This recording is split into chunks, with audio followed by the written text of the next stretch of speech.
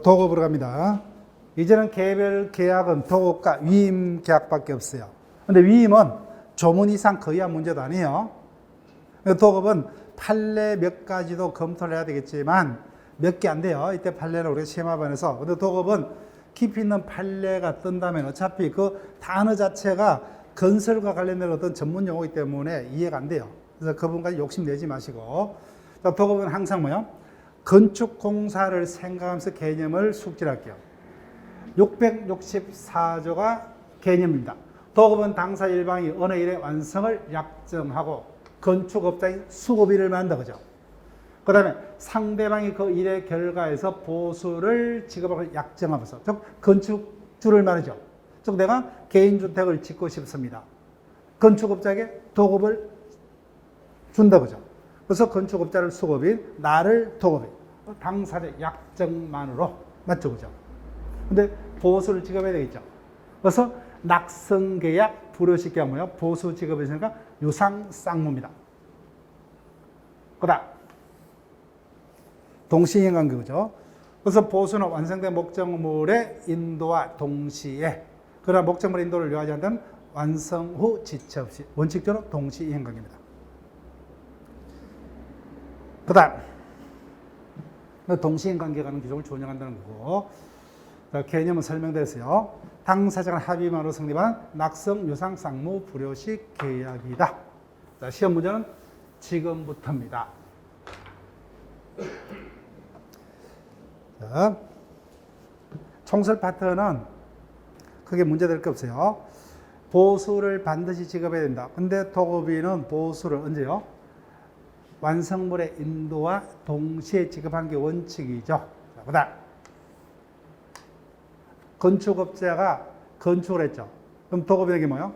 건축비를 받을 채권 있죠. 공사대금 채권. 그죠? 공사대금 채권은 대표적으로 뭐요? 그 목적물 자체로부터 발생한 채권 맞죠? 유치권이 성립한다. 그죠?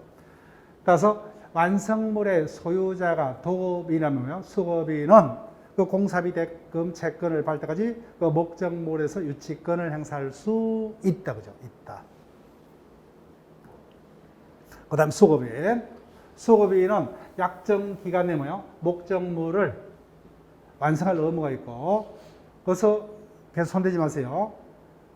그 완성된 일의 결과가 뭐요? 물거일 때는 완성된 목적물을 뭐요? 도급에게 인도할 의무가 있습니다.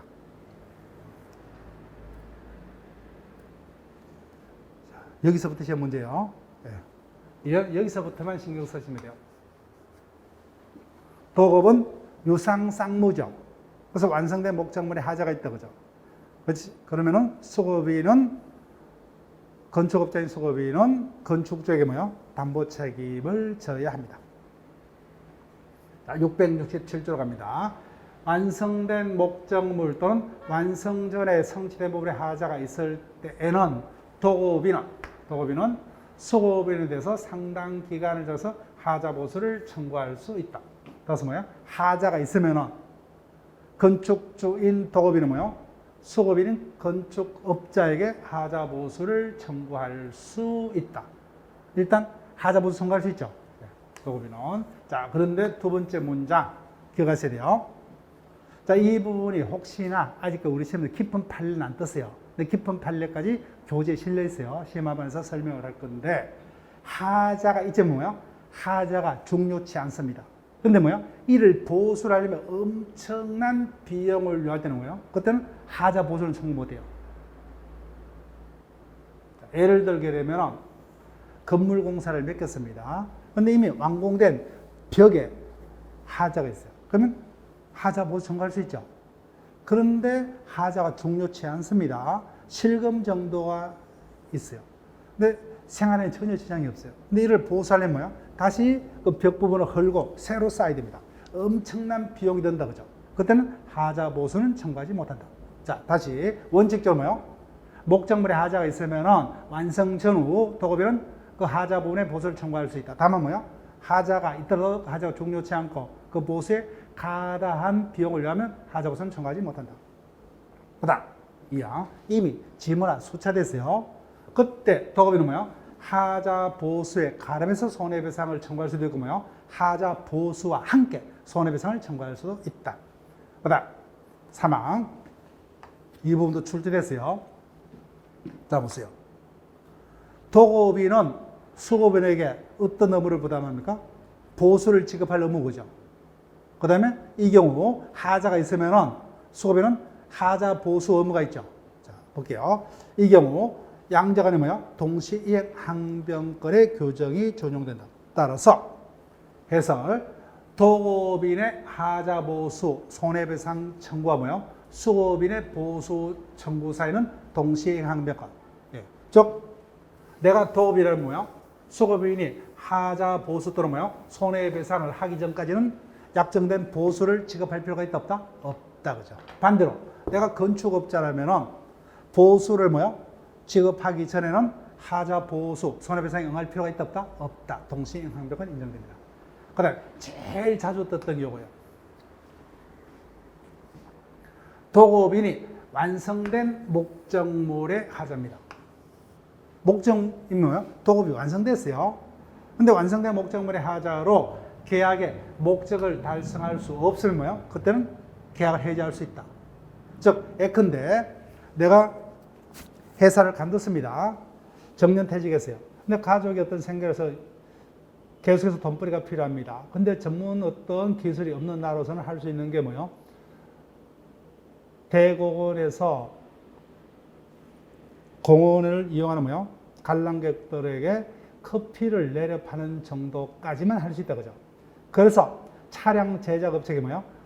커피를 내려 팔 수 있는 차량 주문을 도급을 맺겠습니다. 근데 차량이 완성돼서 왔는데 뭐예요? 커피를 내려 팔 수 있는 차량이 아니라 떡볶이 차량으로 왔다 그죠? 그때는 해지할 수 있다. 다만 한계 있어요. 건물 착각이. 그러나 완성된 목적물은요? 건물 기타 공작물이라면 이때는 해지하면 너무나 손해가 막심하다 그죠? 사회적으로. 그때는 해지 못합니다. 자, 다시 한번요. 도급이 끝났죠, 그죠? 근데 완성된 목적물의 하자로 계약의 목적을 달성할 수 없다면 도급인이 이를 이유로 해지할 수 있으나 그 목적물이 뭐예요? 건물 기타 공작물이라면 그래서 뭐예요? 계약의 목적을 달성할 수 없더라도 계약을 해지하지는 못한다, 그죠? 못한다. 자, 그 다음 669조. 전 2조의 수급인의 담보 책임에 관한 규정은 목적물의 하자가 도급인이 정한 재료의 성질 또는 도급인의 지시에 기인한 때는 그때는 수급인은 잘못이 없죠. 그때는 담보 책임을 지지 않는다. 그러나 수급인이 그 재료 또는 지시의 부적당함을 뭐야? 알고도 도급인에게 뭐야? 이를 알리지 않는 때는 그때는 책임을 면하지 못한다. 그죠? 자, 다시 한번요. 건축업자는 전문가고 나는 비전문가죠. 그런데 건축공사에 하자가 발생하는데 왜? 내 때문에 그죠? 내가 정한 재료 또는 나의 지시에 잘못이 있다면 건축업자는 담보 책임을 지지 않는다. 그지만 난 비전문가죠. 그런데 이 같은 사실은 뭐요? 전문가인 수급인이 이를 알고도 뭐요? 도급인에게 고지치 않다는 그때는 이 경우도 책임을 면하지 못한다. 그 다음 존속기간. 앞에서 매도인의 권리하자라는 담보 책임의 존속기간이 몇 년이요? 1년이죠. 예, 1년입니다. 원칙 1년이요. 예, 도급도 1년이요. 전 3조 규정에 의한 하자보수 손해배상 청구 및 계약 해제에 관한 담보 책임은 목적물의 인도받는 날부터 1년 내, 즉 담보 책임은 1년이 원칙입니다. 자, 목적물의 인도를 요하지 않는 건 뭐예요? 이 일의 종료한 날부터 1년이요. 자, 그런데 보세요. 건물을 뭐요? 지어주고 1년간만 건축업자가 담보 책임을 지겠다. 말도 안 되죠. 토지, 건물, 기타, 공작물의 도급에 있어서 뭐요? 수급인은 목적물 등의 하자에 대해서 뭐요? 인도 5년간 담보 책임을 집니다. 근데 건물도 뭐요? 콘크리트 건물도 경관 건물이에요. 5년도 너무 짧죠. 그때는 뭐요? 10년이죠. 그죠? 목적물이 석조 등 경관 건물 때는 10년. 자, 다시 한번. 수급인의 담보 책임은 목적물의 인도를 한 날로부터 몇 년이 원칙입니까? 1년. 근데 그 목적물이 건물이다. 그죠? 그때는 5년이 됩니다. 다만 그 건물이 경관 건물이라면 10년입니다. 10년. 자, 그 다음. 이 항은 여러분들이 보시고, 똑같죠. 면책 특약 가능하죠. 그죠? 이미 그죠? 다만 이와 같은 면책 특약이 있더라도 뭐요? 알고서 고지치 아니한 경우죠. 그때는 책임을 면하지 못한다.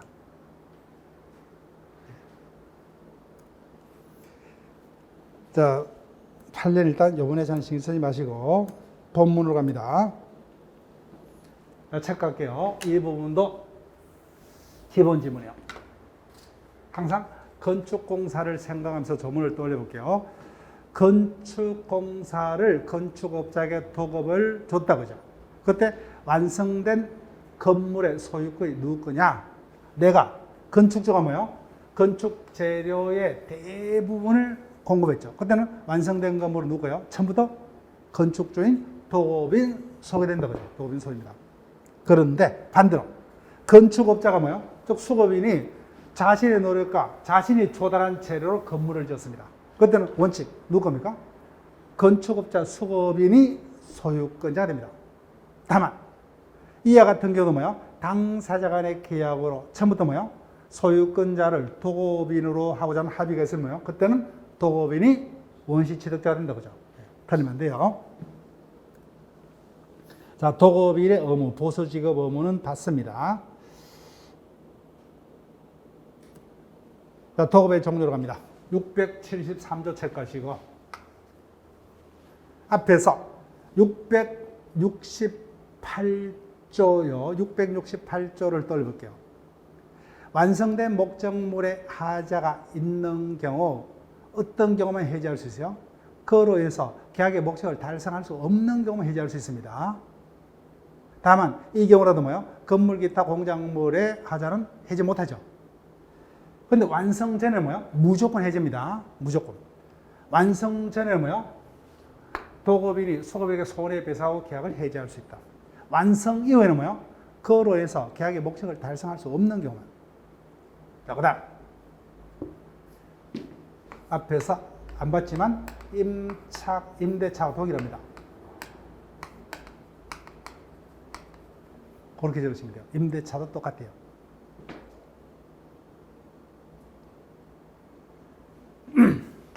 건축주가 망해버렸어요. 그럼 내가 건축업자라면 계속 공사를 진행시킬 필요가 있다 없다? 없죠, 그죠? 어차피 공사비 못 받습니다.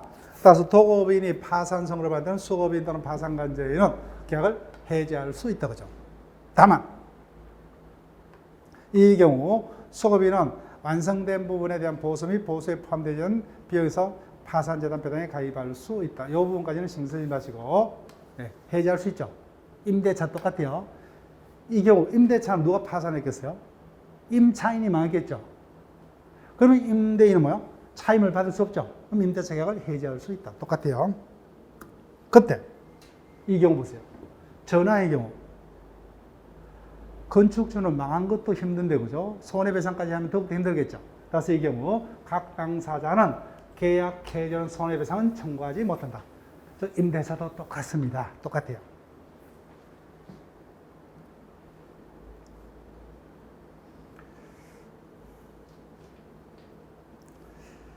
자, 그러면 올해 기출 문제 일단 넘어갈게요. 일단은 뭐 크게 문제는 안 될 것 같은데 조문 위주니까 볼게요. 도급이라는 설명 중 틀린 것은 내가 건축업자입니다. 내 스스로 건축공사를 스스로 할 필요가 없죠, 그죠? 소급인은 제3자를 이용하여 이를 완성할 수도 있다. 자, 그 다음. 완성된 주택을 도급인이 원시 취득했어요. 그때 건축업자는 뭐요? 공사비 대금 채권을 지급받을 때까지 완성된 건물에서 유치권 행사할 수 있다. 맞죠? 그죠? 그 다음. 금방 봤던 지문이죠. 도급인이 파산했습니다. 수급인은 계약을 해지할 수 있다. 그죠? 그때 수급인은 계약 해저로 인한 손해배상은 청구하지 못한다죠. 예, 못한다. 그죠? 못한다. 그 다음. 금방 봤던 지문이죠. 그죠? 673조. 일의 완성 전에는 무조건 해지할 수 있죠. 손해를 배상하고죠. 그 다음 668조 제일 중요합니다. 완성된 목적물의 하자로 계약의 목적을 달성할 수 없는 경우는 도급인은 계약을 해지할 수 있지만 이 경우라도 뭐요? 건물의 경우는 해지할 수 없다. 그죠? 해지할 수 없다. 자, 그러면 매일 문제를 보세요. 매일 문제.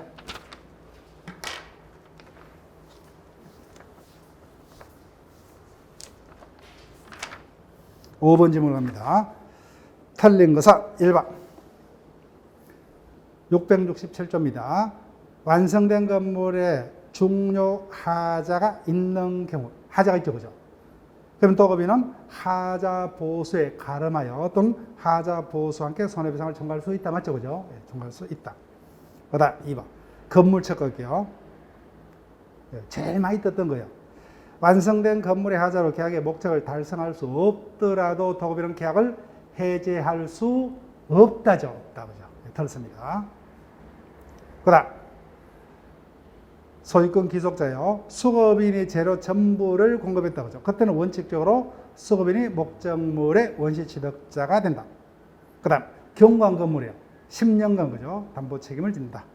그 다음, 도급인의 공사대금 지급 의무와 수급인의 하자 보수 의무는 동시이행관계, 그죠? 동시이행관계가 있더라. 도급까지 봤어요. 이제는 개별 계약은 위임밖에 없습니다. 위임은 끝까지 뭐요? 조문입니다. 조문. 자, 그럼 위임은 일단 항상 읽을 때 뭐요? 내가 민사소송이 걸렸어요. 근데 그 사건 처리를 뭐요? 누구에게 맡깁니까? 변호사에게 맡긴다, 그죠? 나를 위임인, 나의 소송 사무를 변호사가 대신 처리하죠. 변호사는 뭐요? 수임인, 이렇게 읽으시면 돼요. 위임은 당사자 일방이 상대방의 사무 처리를 위탁하고 나다, 그죠? 위임인, 상대방의 일을 승낙함으로써 수임인이죠. 즉, 당사자가 뭐야? 합의만 있으면 성립합니다. 근데 사무 처리 대가가 조문을 있다, 없다? 없죠, 그죠? 그래서 원칙, 민법상으로는 무상입니다. 합의만으로 성립하는 뭐예요? 낙성, 불효식, 무상이 원칙이에요. 그래서 무상임을 원칙으로 한다, 그죠? 효력, 성간주의 의무. 그래서 이 지문이 뭐예요? 우리가 많은 경우에서 봤습니다. 타인의 일을 뭐예요? 대신하는 것은 다 뭐예요? 위임의 속성이 다 포함이 되어 있습니다. 그래서 위임 계약 자체는 뭐예요? 우리 시험에 중요치 않지만 우리 사회에서 가장 기초 계약에 들어갑니다. 가장 기초 계약. 그래서 위임에서 뭐예요? 우리가 배우고 있는 조문들은 뭐예요? 타인의 일을 대신하는 곳에 다 그대로 준용이 돼요. 그래서 수임인은 위임인의 사무를 대신하죠.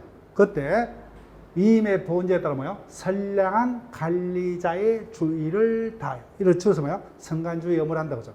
즉, 우리가 일상적으로 쓰는 용어는 가실 없이 또는 뭐예요? 최선을 다해서. 그래서 우리가 순서대로 봤을 때 교과서, 민법 총칙에서 법정 대리인 거죠. 제한 능력자의 법정 대리. 그다음 뭐예요? 부재자 재산 관리인, 법인의 대표, 대리인 등 뭐예요? 다 성간주의 의무를 부담하더라고요. 즉, 타인의 일을 대신하는 거니까. 그 다음, 이 부분이 위임 파트에서는 제일 어려운 조문일 수 있습니다. 그런데 이 부분 뭐예요? 민법 총칙이에요. 네, 민법 총칙입니다. 그래서 120조, 121조가 시험 문제예요. 자, 내가 변호사의 능력을 믿고 그 자에게 내 사건 처리를 맡겼죠. 그러면 그 자는 뭐예요? 사건을, 자기 스스로 사건을 처리하는 게 원칙이죠. 그래서 수임인은 위임인의 성낙이나 부득이한 사유 없이, 좀 뭐요? 어디하고 똑같아요? 임의대리인의 복대리인 선임 요건하고 똑같아요. 임의대리인은 원칙 복대리를 선임하지 못한다. 다만 본인의 성낙이 있거나 뭐요? 부득이한 경우만 복대리를 선임할 수 있죠. 따라서 위임도 똑같아요. 수임인은 뭐요? 자신 스스로 위임 사무를 처리해야 돼요. 제3자로 하여금 대신 처리하지 못합니다. 그래서 위임인의 성낙이나 부득이한 사유 없이 제3자로 하여금요, 자기에 가름하여 위임 사무를 처리하게 하지 못한다. 그러면 위임인의 성낙이 있거나 부득이한 경우는 가능하죠. 그래서 그때는 뭐요? 어떤 책임을 지느냐, 그죠? 원칙, 선임 감독이 뭐요? 가실 책임지죠. 선임 감독이 가실 책임. 예, 기억이 안 나도 괜찮습니다. 우리 그때 어차피 반복할 테니까. 다만 본인이 지명한 자를 선임했죠. 그때는 뭐요? 원칙적으로 책임이 없죠. 그때는 그 부적임 또는 불성실함 말고도 통지나 해임을 결량하면 책임입니다. 그 지문이 그대로입니다. 그대로. 그래서 임의 대리인의 뭐요? 복대리인 선임 요건과 그 책임에 관한 뭐요? 조문이 그대로 여기 적용된다는 거예요. 한번 출제가 됐어요. 네, 그 부분이 또 출제가 될 수 있습니다. 자, 기타 의무. 자, 그 부분은 우리가 다시 또 채권, 민법 총칙에서 다시 반복한다, 그죠? 그래서 그 부분이 여기에서 출제될 수 있다고 보시면 되고. 자, 기타 보수지 의무 볼게요. 손대지 마시고 상식입니다. 그래서 변호사는 뭐요? 수시로 사건 처리 상황을 나에게 보고할 의무가 있죠, 그죠? 그래서 수임인은 이임에 청구했으면 이임 사무 처리 상황을 보고하고 종료하면 뭐요? 지체 없이 그 전말을 나에게 보고해야 된다, 그죠? 자, 그 다음. 그래서 변호사가 뭐요? 사건 처리로 해서 뭐요? 어떤 강제 배당, 강제 집행 배당금 등을 받았다. 그러면 그 취득물을 나에게 인도할 의무가 있죠. 수임인은 위임 사무 처리를 해서 받은 검정, 기타 물건 및 수취한 과실 위임에게 인도해야 됩니다. 그 다음에 뭐요? 권리를 뭐요? 내 건데 위임인이 자기 이름으로 권리를 치르겠죠. 그럼 뭐요? 그 권리는 나에게 다시 뭐요? 이전해 줄 의무가 있다, 그죠? 당연한 거니까 읽고만 넘어가세요. 그 다음. 그래서 내 돈입니다. 내 돈이요. 근데 변호사가 자기가 써버렸죠. 수임인이 위임인에게 인도할 금전 또는 위임인의 이익을 사용할 금전을 자기가 소비했어요. 자, 그러니까 뭐요? 그날부터죠. 다음날이 아니죠. 그죠? 그날부터 뭐요? 이자를 가산해서, 그죠? 항상 그날로부터죠. 그죠? 앞에서 계약 해지가 있으면 원상 회복이 금전의 반환이라면 언제부터요? 받은 날로부터 이자를 가산. 매수인이 목적물을 인도를 먼저 받다면 뭐요? 목적물을 인도 받은 날로부터 이자를 가산해서. 똑같죠. 손에서 손해까지, 그죠? 이 일부터 하네요. 그날로부터입니다. 그 다음, 수임일의 권리. 686조 체크를 하시고. 원칙적으로 무상을 원칙으로 하더라고요. 그죠? 따라서 수임인은 특별한 약정이 없으면 보수 청구 못하죠. 그죠? 예, 보수 청구 못한다. 원칙 무상이라는 거예요. 반대로 해서 하면은 당사자의 약정이 있는 경우만 보수를 청구할 수 있다고. 자, 그 다음에 수임인이 보수를 받을 경우에는 원칙적으로 뭐요? 위임 사무를 완료한 후가 아니면 보수를 청구 못합니다. 그래서 일을 끝나야 돼요. 그래서 후급을 원칙으로 한다, 그죠? 후급을 원칙으로 합니다. 그러나 기간으로 보수를 줬는데 그 기간이 종료한 후에. 그 다음에 사망. 그 사건 처리를 맡겼습니다. 근데 내가 뭐요? 변호사하고 의논도 없이 뭐요? 중간에 내가 일방적으로 소송을 취하해버렸어요.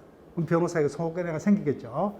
그러니까 수임인이 위임 사무를 처리하는 중에 수임인의 책임 없는 사유로 뭐요? 위임이 종료한 때는 수임인은 이미 뭐요? 자신이 처리한 사무 비율에 따른 보수를 청구할 수 있다. 자, 이 량은 무조건 기억하셔야 돼요. 원칙, 보수는 청구하지 못한다. 약정이 있는 건 보수를 청구할 수 있다. 그 다음 687조도 체크를 하시고 단골이요. 계속 제가 체크한 건 단골이요. 그래서 변호사가 사건을 처리하는 비용이 들죠. 그 비용은 뭐예요? 미리 성급하는 게 원칙이다. 그죠?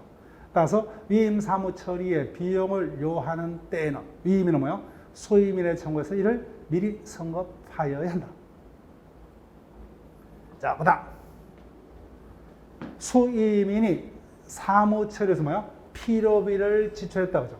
그때는 당연히 그 상한을 청구할 수 있죠. 그때는 뭐예요? 원금 플러스 지출한 날 이후면 이자까지 청구할 수 있다. 그죠?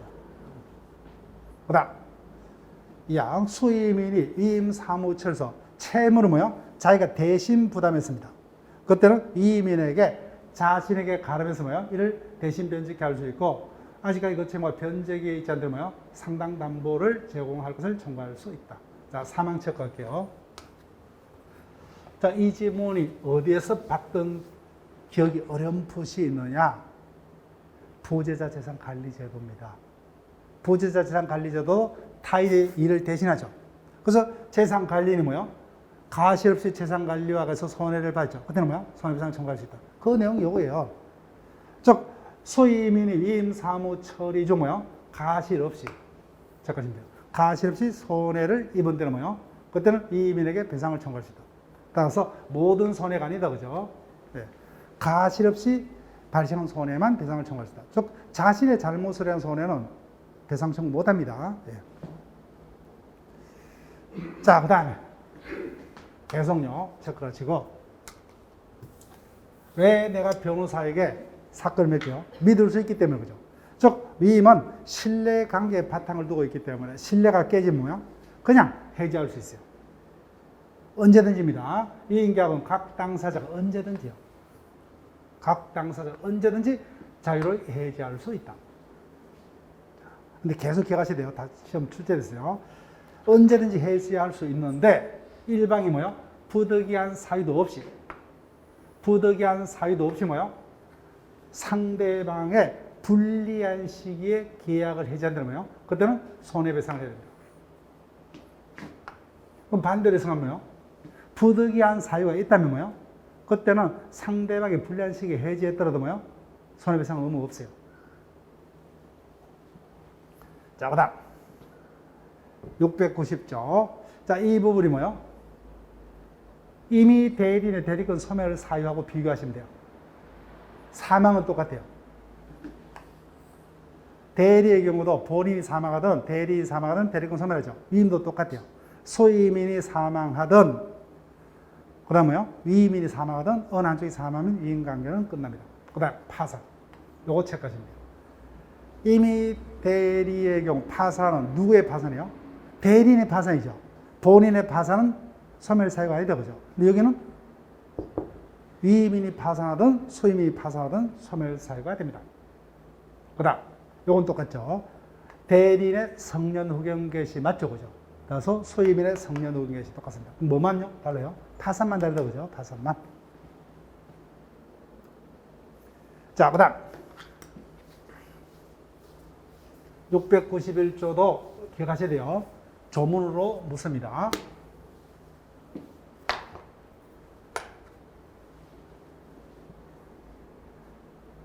앞서서 일방 당사자 사망, 파산 등 있으면 위임은 종료하죠. 그죠? 이런 경우라도, 즉 위임 종료의 경우라도 뭐요? 급박한 사정이 있는 때, 여기 어떤 말이요? 원칙적으로입니까? 예외적으로요? 자, 위임 종료 사유가 일방의 사망 거죠. 일방의 파산. 그 다음에 수임인의 성년 후원 개시 심판입니다. 이와 같은 종료 사유가 발생하면 위임은 끝납니다. 그런데 이와 같은 종료의 경우도 급박한 사정이 있는데, 이거는 원칙입니까? 예예요? 예외적. 예외적으로 이렇게 적으시면 돼요. 위임 종료 사유가 생겼더라도 뭐요? 이와 같은 예외적 사유가 있다면 수임인, 변호사는 뭐요? 위임인이 사망했죠. 그때는 뭐요? 상속인 등이 그 위임 사무를 뭐요? 처리할 수 있을 때까지 종전대로 뭐요? 사무 처리를 계속할 의무가 있다. 위임의 긴급 사무 처리라는 규정입니다. 그때는 위임의 존속과 동일한 효력이 있다. 이 부분요. 예외적입니다. 예외적. 원칙이 아니에요. 자, 그 다음 대항 요건은 똑같습니다. 위임 종료 사유는 이를 상대방이 통제하거나 이를 상대방이 안 떼가니면 상대방에게 대하지 못한다. 조금만 기억하시고.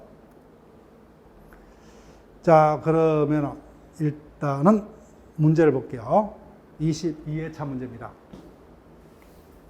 틀린 것은 수임인은 보수 약정이 없더라도 뭐요? 성간주의 여부를 부담한다. 성간주의 여부는 무상 불무이죠. 그 다음 667조요. 위임인은 소임인이 위임 사무 처리의 비용을 미리 청구한 기를 지급할 의무가 있다. 그죠? 비용 선급 의무. 그 다음 가실 없이, 그죠? 소임인이 위임 사무 처리에서 가실 없이 손해를 받을 때는 위임인에게 배상 청구할 수 있다. 이 부분이 제일 어렵게 진행된 거죠. 소임인이 부득이한 사유가 있으면 위임 사무를 제3자에게 대신 처리할 수 있죠. 위임 사무를 처리할 수 없게 된 경우 제3자에게 처리케 할 수 있다. 그죠? 그래서 이 경우 소임인이 위임인의 성락이 뭐요? 부득이한 사유가 있으면 제3자에게 대신 처리케 할 수 있죠. 그래서 위임인의 성락에서 제3자에게 위임 사무를 처리케 한 경우 소임인은 위임인에게 선임감독의 책임이 없다가 아니라 뭐요? 선임감독의 책임을 진다죠. 그죠? 진다. 121조. 그래서 정답은 5번. 그래서 위임은 조문 문제입니다. 그래서 조문을 우리가 정확하게 교과서를 통해서 제가 강조하는 부분을 쭉 계속 기억을 하시는 게 이거는 관건이에요. 판례 문제는 없다고 이렇게 보시면 돼요. 자, 이제는 부당이득과 불법행위 파트만 남습니다. 자, 여기 볼게요.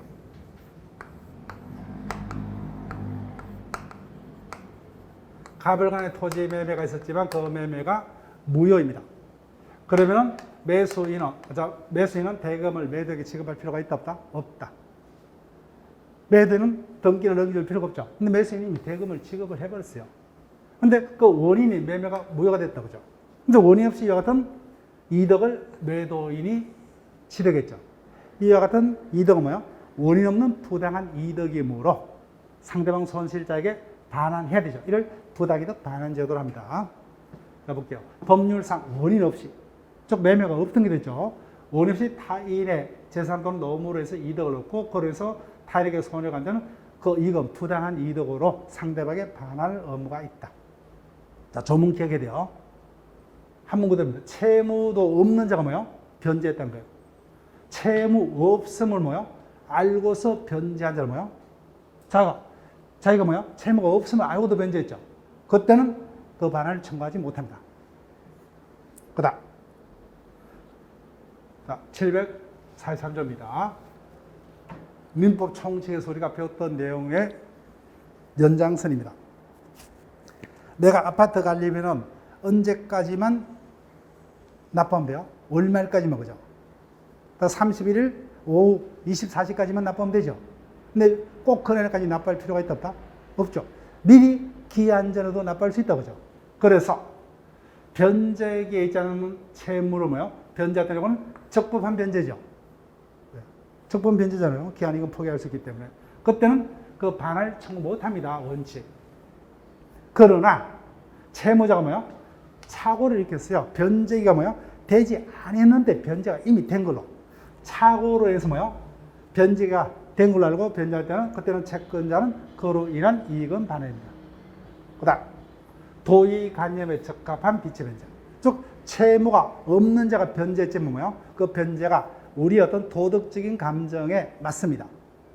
그래서 민법 총칙도 올려볼게요. 소멸시효가 완성됐다면 채무자는 빌린 돈을 갚을 필요가 있다 없다? 없다. 근데 갚았다, 그죠? 도덕적이죠. 이때는 반환 청구 못 한다는 거예요. 그러니까 채무 없는 자가 착오로 잘못 변제했더라도 그 변제가 도의관념에 적합한다는 그 반환을 청구하지 못한다. 조문 정도만 기억을 하시면 되고. 그 다음 보세요. 채권자가 채무자부터 1,000만 원을 변제받을 채권이 있어요. 이와 같은 채무 변제는 채무자만이 변제할 수 있다. 제3자도 대신 변제할 수 있다. 제3자도 대신 할 수 있죠. 그래서 채무자 아닌 자가 뭐예요? 착오로. 즉 자신이 채무자인 줄 잘못 알았어요. 타인의 채무를 변제한 경우에 그때 뭐예요? 채권자가 이를 몰랐죠. 그럼 어떻게 해요? 채권 정서 등을 없애버리겠죠. 적법한 변제인 줄 오해하고죠. 그 채권자가 선의로 정서를 해멸하거나 담보를 포기하거나 시효 채권을 대는 변제자는 뭐예요? 그 자에게 반환 청구 못해요. 다만 그때 뭐예요? 결과적으로는 채무자의 채무를 대신 변제했죠. 그럼 당연히 나는 누구에게? 채무자에게 구상할 수 있다고 하죠. 채무자에게 구상할 수 있다. 예. 만약에 뜬다면 이 부분을 답으로 할 가능성이 많아요. 불법의 원인으로 인해서. 자, 민법 총칙에서도 설명했어요. 이때 불법은 모든 법 위반이 아니라 몇 조 위반요? 103조 위반만을 말한다, 그죠? 즉 103조 위반으로 인하여 재산을 거래하거나 노무를 정하던 그 이익의 반환을 청구하지 못한다. 그러나 그 불법의 원인이 수익자에게 있는 데는 그러하지 않다. 따라서 무효 원인은 다양하지만 부당이득 반환과 관해서 뭐야? 두 가지로 보죠. 모든 무효는 이행자를 이행할 필요 없지만 이미 이행이 됐다면, 그죠? 잘못 알고 이행이 됐다면 싹 다 부당이득 반환 청구할 수 있다. 근데 그 무효의 원인이 뭐예요? 103조 반사회 질서 행위로 인한 무효라면 어떠한 이유도 반환을 청구하지 못한다, 그죠? 그렇게 기억하시면 되고. 부당이득 반환은 원물 반환의 원칙입니다. 따라서 이라 수익자가 받은 목적물을 반환할 수 있다면 그 물건 자체, 그죠? 없을 때는 가액 반환입니다. 그 다음 2항. 수익자가 반환 의무자입니다. 근데 수익자가 반환을 할 수 없는 경우는, 자, 이 부분을 깊이 들어갑니다. 일단 아직까지는 본격적으로 답이 된 바는 없어요. 체크할게요. 수익자로부터 무상으로 목적물을 양수한 자가 뭐요? 악의인 경우만. 악의인 경우 그 자가 반환할 책임을 예조로 부담합니다. 원칙적으로는 누가 반환 의무요? 수익자죠. 그죠? 제3자는 반환 의무가 없어요. 다만 예조로 뭐요? 수익자로부터 뭐요? 악의 제3자가 무상으로 뭐요? 수익물을 양수받은 경우는 그 자가 반환 의무자가 예조로 될 수도 있다. 자, 748조는 이미 우리가 민법 총시에서 계속 해오고 있는 거죠. 그죠? 선의자는 뭐요? 어느 범위에서 현존 이익 범위 내에서 악의자는 받은 이익의 이자 플러스 손해까지. 자, 조문 기억하셔야 돼요. 익숙한 지문입니다. 수익자가 이익을 받을 당시에는 원인 없음을 몰랐어요. 이익을 받은 후 원인 없음을 알았다. 그죠? 그때는 수익자는 언제부터? 그때부터 그죠? 그때부터 악의자로서의 반환 책임입니다. 그 다음 2항. 선의자로도 뭐야? 패소했죠. 그러면 뭐야? 패소 확정 시간에 뭐야? 소제기 시부터 그죠? 악의의 수익자로 본다다 그죠? 본다. 그래서 이와 같은 부당이득이 있으면 뭐야? 수익자는 손실자에게 그러한 부당이득을 반환해야 될 채무가 성립하고 손실자는 반환받을 채권이 생기죠. 이 같은 채권 채무 관계는 법에 의해서 보죠. 네. 자, 그 다음에 8일 일단 넘어가시고 부당이득 반환 내용 원물 반환을 원칙으로 합니다. 근데 원물 반환이 불가능하다고 그때는 예조로 가액 반환을 합니다. 그 다음 이 부분에 본격적으로는 답을 한 말 없어요. 원칙적으로 반환 의무자 누굽니까? 수익자죠. 근데 수익자가 반환할 수 없대는 그자로부터 무상으로 뭐요? 양수한 자가 악의인 경우죠. 그때는 그자가 반환 책임을 진다. 그 다음 이 부분은 기억할게요. 이 부분 어느 정도 이해를 하셔야 돼요. 그래서 이자가 매매 대금 뭐요? 1,000만 원 지급했어요. 그럼 이자는 얼마를 손해봤어요? 1,000만 원 손해가 있죠. 근데 이자가 받은 매매 대금으로서 주식을 해서 뭐요? 1억 원으로 정식했습니다. 그때 매도인은 뭐요? 얼마를 반환해야 됩니까? 1억 전부가 아니죠. 그죠? 요거다. 그죠? 예. 즉, 부당이득은 손실자의 손실을 한도입니다. 한실. 따라서 법률상 원효없는 이득을 취득했더라도 뭐요? 타인에게 손실이 없으면 그때는 반환 의무 없어요. 그 다음, 손실이 있더라도 뭐요? 이자는 1억 원의 이득을 받지만 이자의 손실은 뭐요? 1,000만 원이죠. 그러면 1,000만 원까지만. 그 다음, 이자는 1,000만 원의 손해가 있었지만 이득자는 뭐요? 500밖에 이득이 없었어요. 그러면 어디까지만? 이자가 현실적으로 얻은 이득에까지요. 그래서 한마디로 뭐요? 부당이득 반환은 손실자의 손실을 뭐요? 한도로 실질적으로 뭐요? 수익자가 받은 이득의 반환이 그 내용이 됩니다. 자, 그 다음 구체적 반환 범위 선의자는 현존 이익까지 악의자는 자, 입장 책임 일단 보지 마시고 악의자는 뭐요? 이자 플러스 손해까지. 그 다음에 조문요. 처음에는 부당 이득임을 몰랐죠. 사후에 알았다. 그죠? 그때부터 악의자의 책임을 지고 선의자도 뭐야? 패소한 데는 소 확정 시간이라 뭐야? 소가 제기된 때부터 악의자로 간주가 됩니다. 자, 비체 변제 계속 봤어요. 채무가 뭐야? 없으면 알고도 변제하는 반환을 청구하지 못한다. 조문만 쭉 확인하세요. 그 다음 기한전의 변제가 유효죠. 그죠? 그래서 원칙적으로 기한전의 변제는 유효이기 때문에 반환 청구 못한다. 그렇지만 채무자가 뭐야? 변제가 된 걸로 착각해서 미리 변제할 때는 그때는 채권자는 그로 인해서 얻은 이익을 반환할 의무가 있다. 그 다음 채무 없는 자가 착오로 잘못 변제를 했더라도 그 변제가 도덕 감정에 뭐요? 적합하면 그 반환을 청구하지 못한다. 그 다음 채무의 변제는 제3자도 할 수 있죠. 근데 채무자가 아니라 뭐요? 착오로 타인의 채무를 잘못 변제했을 때 뭐요? 반환을 청구할 수 있지만 채권자가 뭐요? 선유, 정서 등을 해멸한 경우는 그때는 반환을 청구하지 못한다. 이때 변제자는 뭐요? 그로 해서 얻은 이익을 채무자에게 구상할 수만 있을 뿐이다. 그죠? 자, 불법원인 급여입니다. 이때 불법이란 뭐요? 103조 2반으로 인한 무효만을 만들었어요. 자, 그래서 내용. 불법이란 103조 위반의 무효만을 말합니다. 따라서 모든 법 위반이 아니죠. 그래서 법에 위반했다고 하죠 뭐요? 그것이 103조 위반이 아니면 뭐요? 그때는 불법원인 겁역 아니에요. 따라서 개별 강행법규에 반했다. 따라서 이 행정을 이행할 필요 없고 이 경우에는 반환 청구할 수 있다 없다? 있다 그죠? 103조 위반이 아니면 다 반환 청구할 수 있답니다. 그 다음 미연은 신경 쓰지 마세요. 이때 불법인지 여부는 객관적으로 판단합니다. 그 다음 이런 것들 뭐예요? 교과서이기 때문에 싫은 거니까 굳이 신경 쓸 필요 없어요. 거꾸로 뭐예요? 자발적으로 한 걸 거꾸로 합니다. 그 다음 재산적 이익을 취득해줘. 재산적 이익의 종류는 묻지 않습니다. 근데 이 부분은 여기가 아니라 뭐예요? 민법 총칙에서 지문화돼요. 그래서 거기서 우리가 도박 채권 파트에서 볼 거예요. 그 다음 효과. 그래서 불법원인 겁여는 뭐예요? 겁여자는 반환 청구하죠. 그럼 반대적으로 그 목적물은 눕게 돼버려. 수익자께 돼버린다 그죠? 수익자께 됩니다. 그래서 겁여자는 어떤 일도 반환을 청구 못합니다. 다만 판례이기 때문에 이런 것들은 굳이 외우려고 하지 마세요. 따라서 불법원인 겁여는 뭐예요? 겁여자는 수익자에게 반환 청구 못하죠. 그런데 수익자가 뭐예요? 자발적으로 반환하는 것은 상관없어요. 자발적으로. 그 다음 다만 불법의 원이 수익자에게만 있다 그죠? 그때는 반환을 청구할 수 있다. 자, 판례는 여기까지만 설명을 해볼게요. 율락의 경우에는 토주만 나쁩니까? 율락녀도 나빠요? 율락녀도 나쁘죠? 둘 다 나빠요. 근데 율락의 대가로 그 대금을 누구에게 일단 보관을 맡깁니까? 포주에게 보관을 맡기죠. 당연히 103조 위반의 무효 맞죠? 그죠? 그때 103조 불법 원인 겁이기 때문에 그 반환을 청구하지 못한다면 어떤 결과가 돼요? 즉 몸을 팔아서 번 뭐요? 율락 대금을 포주가 모두 독식하는 결과가 된다 그죠? 보니까 뭔가 안 맞다는 거예요. 그 둘 다 나쁜데 그죠?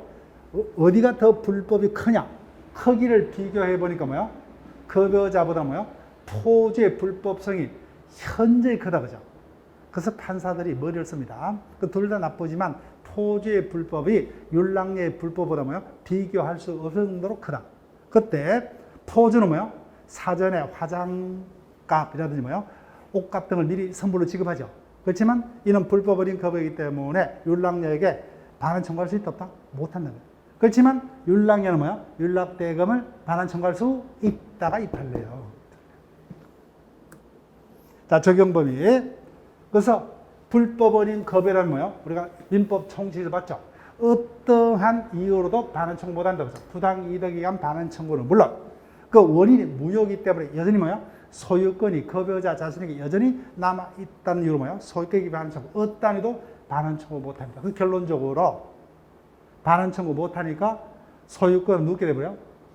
네, 수익자게 되버린다 그죠. 그래서 첩에게 이미 부동산을 첩 대가로 정리했다면 첩이 부동산의 소유자가 됩니다.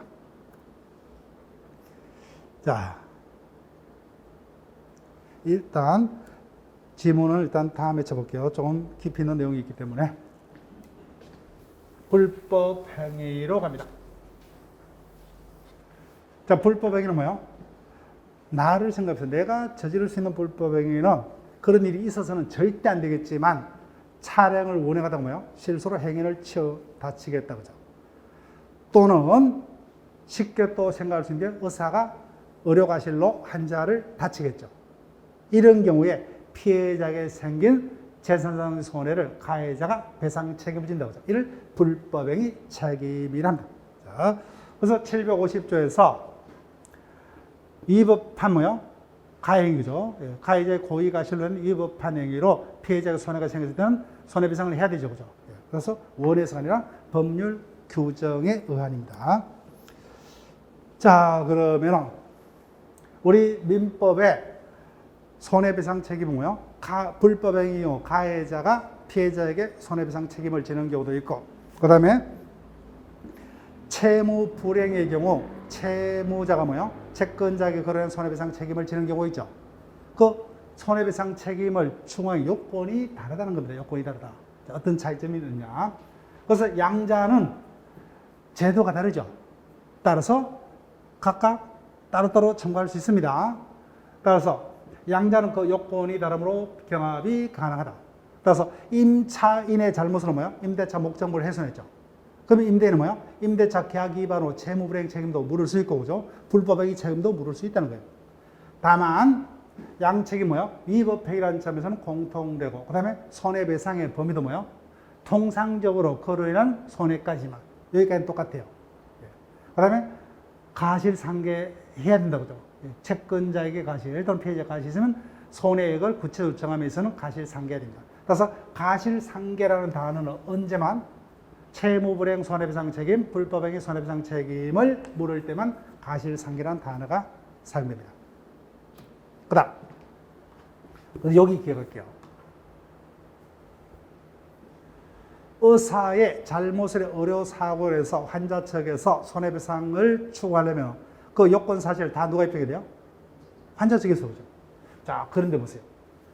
채권자가 채무불이행 책임을 묻게 해서는 채권자는 어디까지만요? 채무불이행 사실, 엔더. 그래서 나에게 얼마의 손해가 생겼다. 여기까지는 채권자가 책임집니다. 채무자의 고의가실은 채권자가 입증을 한다? 채무자가 입증한다? 채무자가 입증했죠. 그죠?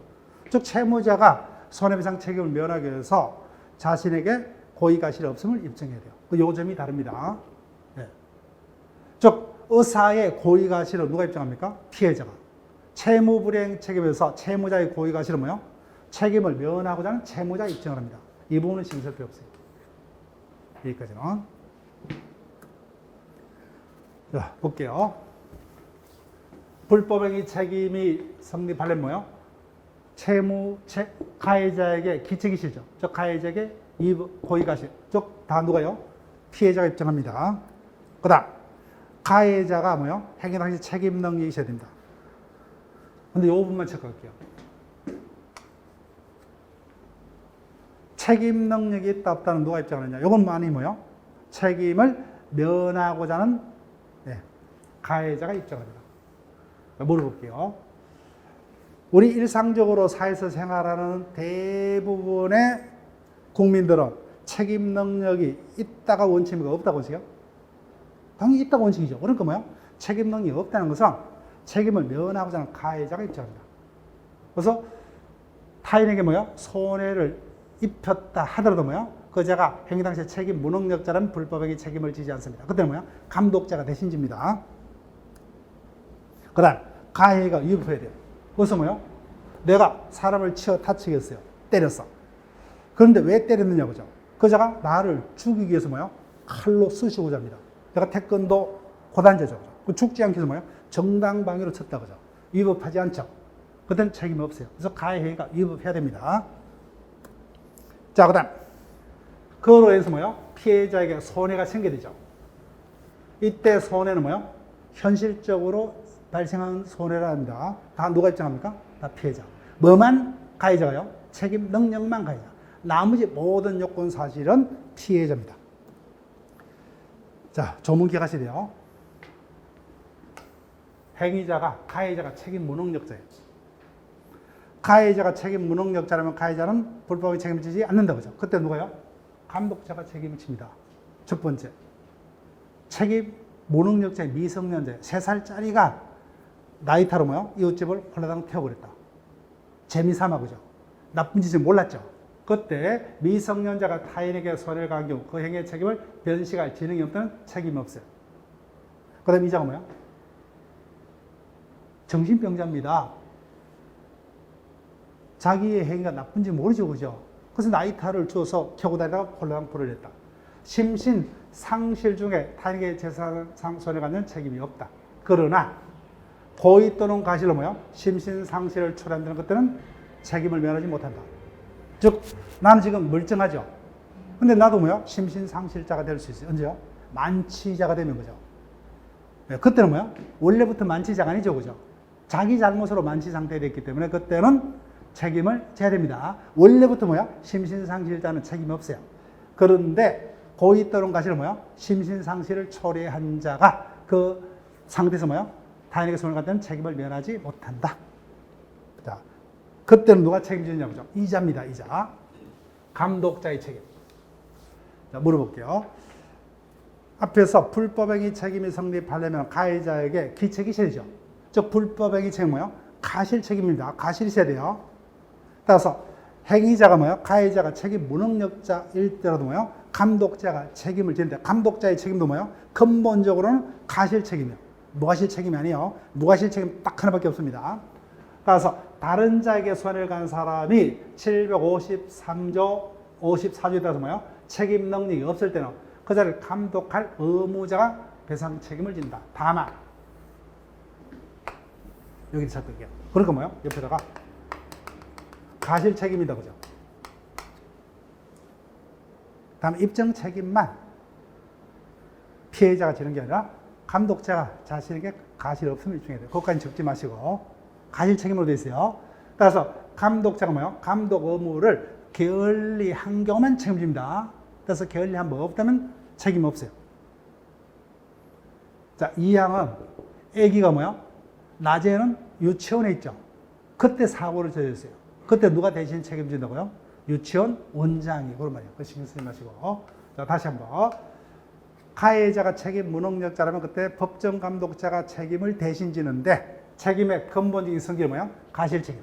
그래서 감독 의무를 게을리한 경우만 책임. 게을리하지 않아서 입증하면 책임을 면할 수 있다. 그 다음, 이 부분. 민법 총칙에서 출제가 될 수도 있죠. 그죠? 법인의 경우 행위자가 피용자입니다. 그때 사용자인 법인이 대신 책임지죠. 이를 사용자 책임. 타인을 사용하여 어느 사무에 종사케 한 자는 피용자가. 네, 피용자가. 이 장은요. 대표기관이면 법인 자신의 불법행위죠. 법인 자신의 불법행위인데 이 자 피용자입니다. 피용자가 사무 집행에 가서 제3자에게 손해간 손해를 배상할 책임이 있다. 그런데 이 같은 사용자 책임은 가실 책임이다. 그죠? 가실 책임. 법인의 불법행위 책임은 무가실 책임이죠. 따라서 사용자가 선임감독에 관한 상당주의를 한 때 또는 상당주의를 해도 뭐요? 손해했을 경우는 그때는 책임을 지지 않는다. 그죠? 선임감독상의 가실 책임만 집니다. 자, 그 다음. 그때 뭐요? 그래서 사용자가 대신 배상을 했죠. 그때는 사후에 피용자가 뭐요? 구상권 행사할 수 있다. 그죠? 법인하고 똑같죠. 자, 제일 많이 떴던 게 조문 문제로 여기입니다. 네, 여기요.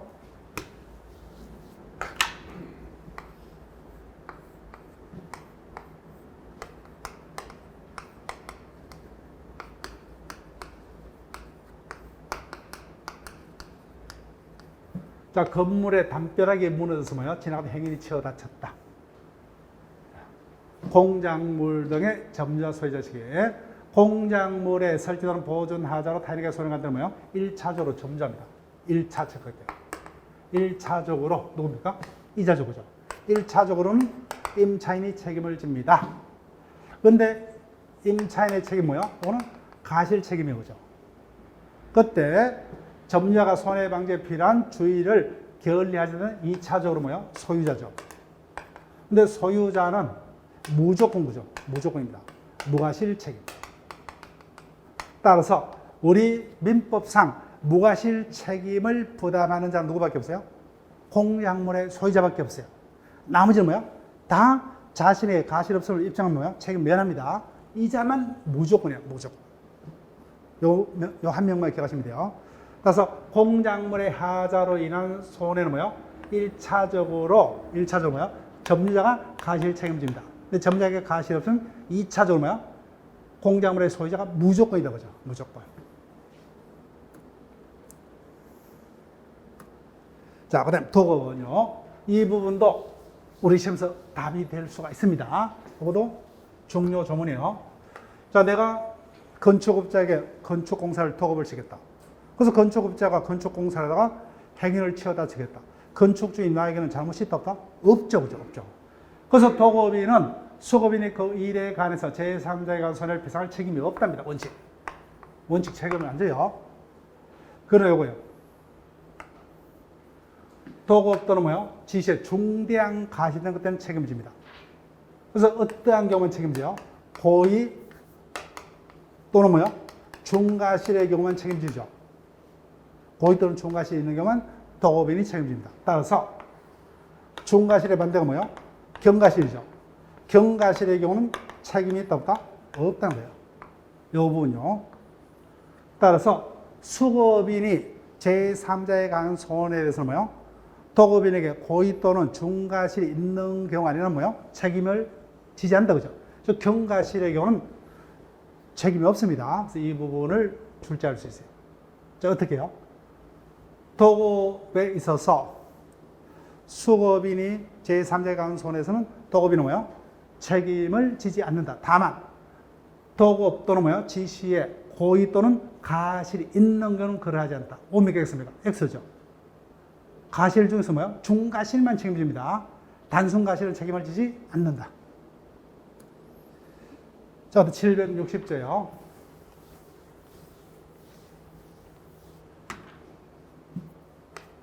A와 뭐요? B가 공동으로 갑을 뭐요? 폭행해서 다쳤다고 하죠. 그래서 이 자에게 이만큼의 손해가 생겼다. 그래서 피해자를 두텁게 보호하기 위해서 그다음에 연대 책임을 줍니다. 근데 이왕요.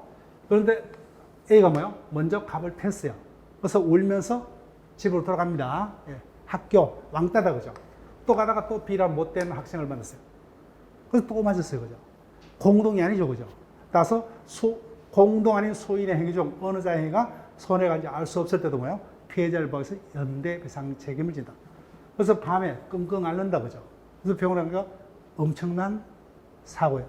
근데 누구로부터서 뭐요? 맞아서 다친지 알 수가 없다 그죠? 그때도 연대 책임을 지운다. 자, 효과로 갑니다. 고의 또는 가실로 인한 위법행위로 타인에게 손해가 간 자는 그로 인한 피해자에게 발생 손해를 배상할 책임이 있다. 자, 기억하세요. 계속 조문이요. 타인의 신체 자유, 명예를 해하거나 기타 정신상 고통을 해한 경우 뭐요? 체크할게요. 재산 손해 아니고요. 정신상 손해도 배상 책임입니다. 즉 위자료 배상해야 된다는 거예요. 위자료 배상해야 된다. 자, 그 다음 752조 체크하시고 타인의 생명을 했죠. 그때는 뭐요? 피해자의 직계 좀비 속 배우자는 뭐요? 재산상 손해가 없는 경우도 손해배상 책임을 진다고 하죠. 가해자. 즉 위자료 배상해야 된다고요. 751조하고 뭐요? 752조는 조문 중에 단물입니다. 재산, 자, 751조를 보세요. 타인의 신체 또는 뭐요? 자유, 명예를 해하거나 기타 정신상의 고통을 가한 자는 뭐요? 재산상 손해, A 뭐요? 정신상 손해, 위자료까지 배상을 해야 된다. 그 다음, 타인의 생명을 했죠. 그때는 뭐요? 가해자는 직계 좀비 속에 대해서 뭐요? 재산상 손해가 없더라도 배상 책임이 있다고 하죠. 위자료 배상해야 됩니다. 그 다음, 명예훼손의 특징은 여러분들이 한번 보시고 쭉 갑니다. 손해배상 원칙은 뭐요? 피해자에게 발생한 손해를 뭐요? 금전으로 배상을 하는 겁니다. 다만 명예훼손은 반론 보도 뭐요? 정정 보도 등 명예회복에 적당한 처분을 아울러 청구할 수도 있다. 그 다음에 손해배상의 범위 원칙은 뭐요? 가해 행위로 발생한 피해자에게 생긴 전 손해를 배상하는 게 원칙입니다. 그때 자 판례는 구체적으로 일단 이 부분까지는 일단 보지 마세요. 그러니까 여기까지는 뭐예요? 질문 안 됐어요. 그 다음 가실상계 제목 밑줄 것이고 그래서 피해자가 다쳤다 그죠. 그런데 이자도 보니까 교통사고를 다니는데 무단횡단에 30%의 가실이 있다. 그럼 처음부터 가해자는 뭐예요? 피해자가 발생한 1억 중 7천만 원까지만 그죠. 따라서 피해자에게 가실됐다면 손해배상액의 구체적 범위를 정할 때는 그 가실 부분을 반드시 참작해야 된다 그죠. 그 다음 피해자에게 손해뿐만 아니라 반대로 뭐요? 불법으로 이익도 생겼다 그죠. 그럼 공평의정 그 부분은 공제를 합니다. 근데 여기까지면요. 여기까지. 이 부분은 쏘이지 않기 때문에. 그 다음 765조 답이 된 거 없어요. 그래서 예를 들게 되면 내가 고물 화물차를 가지고 뭐요? 영업을 해서 가족의 생계를 꾸밉니다. 지금도 고객으로부터 뭐요? 지금 주문 전화를 받으면서 차를 운행합니다. 그 정신이 약간 분산되죠. 쭉 가는데 갑자기 눈을 뭐요? 뜨니까 앞편에 신호가 빨간 줄로 바뀐다 그죠. 급하게 브레이크를 밟았는데 꼬물 차니까 뭐야? 미끄러져서 앞부분에 있는 차를 박은데 뭐야? 이게 람부르기입니다. 배상에 따른 굶어 죽는다 그죠. 그래서 이 경우 배상 의무자는 그 손해가 고의 또는 중과실이 아니고 그로 해서 뭐야? 내가 살 수가 없다 그죠. 생계 중대한 영향을 미치될 것을 요건으로 법원에게 뭐야? 손해배상의 간격을 청구할 수 있다. 자, 그다음 지금부터는 저 조문 기억할게요. 하여튼 뭐요? 고의의 불법행위자는 상계하지 못한다. 이렇게 얘기할게요. 수동, 자동은 신경 쓰지 마세요. 불법행위자는 피해자에게 손해배상 채무가 있죠. 그 손해배상 채무로 뭐요? 자신의 피해자의 채권과 상계하지 못한다. 두 가지 봤어요. 동시 이행 항변인에 묻은 채권을 뭐요? 상계하지 못한다. 고의의 불법에는 손해배상 채권을 뭐요? 상계하지 못한다. 그다음 이제 끝났어요. 766조 하나 남았습니다. 소멸시효 채권 원칙 10년이죠. 근데 불법의 손해배상 채권은 두 종류입니다. 불법행위란 손해배상 청구는 피해자나 그 법정 대리인이 손해배 가해자가 안 나로부터 3년이 지나거나요. 또는 불법행위가 있나로부터 10년이 지나면은 손해배상 청구는 시효 소멸합니다. 자, 이때 판례 손해를 안 날로부터 그죠. 이때 손해를 안다면은 나에게 손해가 생겼다. 그것만은 부족합니다. 엔더 뭐요? 그 손해가 가해자의 뭐요? 불법 행위로 인한 손해이다. 여기까지 뭐요? 다 아는 경우를 말한다는 거예요. 말한다. 자, 일단 조문까지만 기억할게요. 판례 내용은 일단 신경 쓰지 마시고. 자, 그래서 문제는 일단 우리가 다음 회차에 심화반에서 검토를 할게요.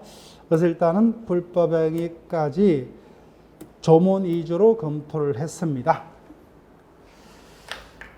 자, 그러면 일단 뭐요? 기본 이론 시간에 민법 정책은 상당히 뭐요? 교과서의 판례도 될 수 있는 최대한 많이 언급하는 식으로 대신 물권법과 채권법 뭐요? 물권법은 그래도 나름대로 판례도 기본 판례 2조까지는 설명하고 진행해 왔습니다. 근데 채권법은 조문 위주로 쭉 진행을 했습니다. 그래서 우리 시험이 뭐요? 채권법은 대부분이 조문 내용을 뛰어넘는 문제는 거의 출제되지 않기 때문이에요. 그래서 일단 우리 기본반에서 조문 정도가 익숙해졌다는 거예요. 심적으로 여유가 생겼죠. 그럼 심화반에서는 조금 더 플러스해서 판례까지 우리가 욕심을 낼 거예요. 그래서 한꺼번에 욕심은 무리고 이런 식으로 단계를 밟아서 진행을 할 건데 이번 기본반에서는 뭐예요? 민법 총칙에 치중해서 쭉 강의를 진행했습니다. 근데 심화반에서는 뭐예요?